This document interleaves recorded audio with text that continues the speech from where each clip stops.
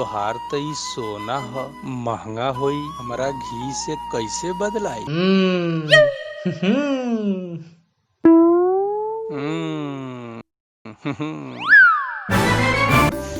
अरे ई सब घी के कमाल है, घी के। आई हो दादा, छी छी छी छी छी, ई त घी ना, का गोबर है गोबर। गोबर हाँ, ह? तू चिंता मत कर, हम अभी सार सोनार राम के सोनारगिरी भिजवा के आवत हनी। हाँ। हे हम्म, हम्म। हा, हा, हा, हा, हा। तुहू ठग आ हमहू ठग। भाई ई बात तो बा, चला छोड़ा, हमनी के का करे के बा, जाने जान जाने पिसवैया।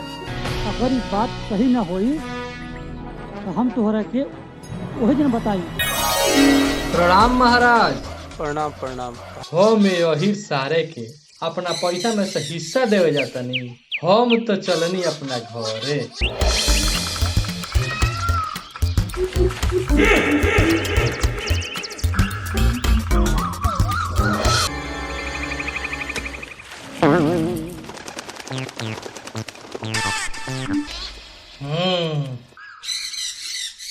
हैं? हमार मोटारी।